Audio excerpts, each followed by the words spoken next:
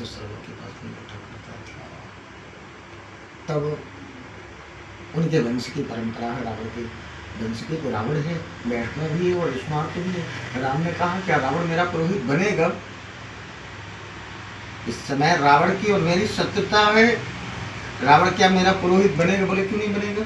बनेगा, ये तो पुरोहित का कर्तव्य है।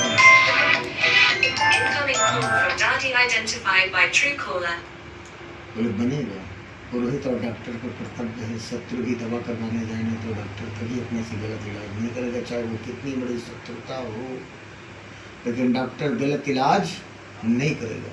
और पुरोहित का भी ऐसा कर्तव्य है, चाहे वो यजमान से कुछ भी हुआ हो, लेकिन यजमान यदि भगवान के लिए कहने आया है तो उसको तुरंत चलना चाहिए। नर्क होगा, साला नर्क में जाएगा। राम ने कहा तो फिर रावण के पास में जामवंती जी जाएगा कौन? यदि रावण मेरा पुरोहित बनेगा तो जाएगा कौन? जामवंत जी ने कहा मैं जाऊंगा, मैं तो जाता भी रहता था, मैं उनके तुलस ऋषि के साथ में बैठा भी करता था। और जामवंत जी ने गया, रावण को पता चला एक रीछ राज्य है, उन्होंने जान गया वही है जामवंत जी ने।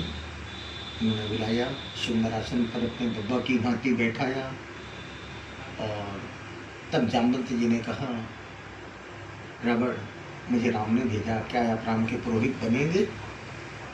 रावण कहता राम क्या मुझे अपना पुरोहित बनाएंगे? बोले उन्होंने तो भेजा ही है। तो बोले कल आप राम के लिए लंका में विजय प्राप्ति के वास्ते वो समुद्र के तट पर अपने आराध्य की अर्चना करने वाले हैं। रावण ने कहा तो क्या राम के पास में सामग्री होगी? बोले ये सामग्री का कर्तव्य तो पुरोहित का कर्तव्य है, राम तो वनवासी है। पुरोहित अक्षत से पूजा करा रहा है, फूल से करा रहा है। आपको पता है कि हल्दी के बाद सिंदूर लगता है, लेकिन वहाँ पर पुरोहित कह देना नहीं हल्दी के बाद चंदन लगता है, तो आप मान लेंगे चंदन ही लगाएंगे, आप अपनी जिद नहीं रखेंगे, है ना? सही बात। तो बोले ये तो पुरोहित का कर्तव्य है। तो रावण ने कहा मैं पहले राम से मिलूंगा। और रावण ने राम के पास में आया, राम को पता चला ना रावण आया है, तो सुंदर उन्होंने लेकर के अपनी पर्णकुटी पर बैठाया।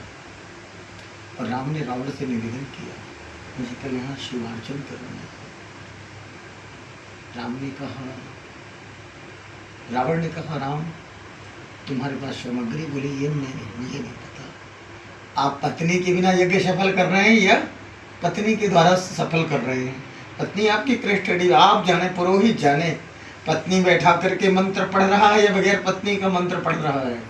इसीलिए लिखा है ना श्रीकांत कि वेद छतेरे ज्योतिषी और हलकारे कब, इनको नरक अवश्य है और उनको मिले ना मिले, लेकिन हम लोगों के लिए स्पेशल में बनाया गया है, क्योंकि गलतियां करते हैं हम, प्रभु के लिए हम कर रहे हैं, नारायण के लिए कर रहे हैं, लेकिन कहीं ना कहीं ब्राह्मण बनने के बाद कुत्ते की गणि भी प्राप्त करता है, ऐसा शिव पुराण जी कहती है।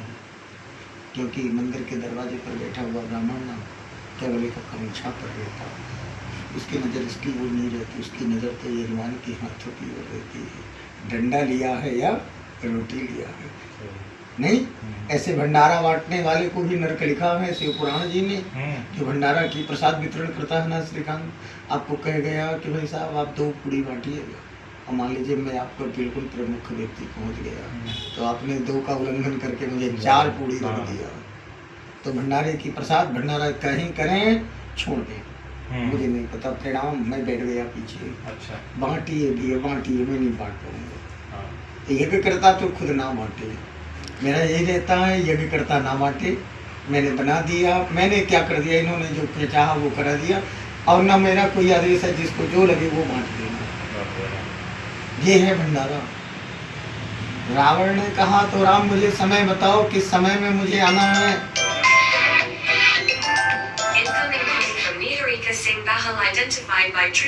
इनके यहाँ जा रहे हैं पूजा है, जाता हूँ, आप आ गए मुझे अच्छा लगा, अभी जाना है कथा सुनाने। नहीं श्रीकांत आप आने में आप रीवा नहीं आ रहे, आऊँगा मैं आपके यहाँ। रावण ने कहा मुझे मुहूर्त बताएं। बोले मुहूर्त में तब पूजा करूँगा जब किसी ग्रह का उदय ना हुआ हो। इसी कारण लिखा है श्रीकांत कि सूर्यास्त के बाद कोई ग्रह की पूजा नहीं होती है। सूर्य डूबा सारे ग्रह डूब गए, सूर्योदय हुआ सारे ग्रह उदय हो गए। तब रावण ने ब्रह्म मुहूर्त पर आया, अरुणोदय काल में आया और जगत जननी माँ भगवती माता सीता को सुंदर से पुष्पक विमान पर बैठा कर लाया और सेतुबंधु रामेश्वरम के तट पर बैठ करके राम से संकल्प करवाया, मम मरणम, मेरे मारने के वास्ते यह सेतु बांधा जा रहा है। और रावण ने वहाँ सेतुबंधु रामेश्वरम की स्थापना करवाई और फिर जगत जननी जगदम्बा वो सीता कोई सरल नहीं थी, सीता तो स्वयं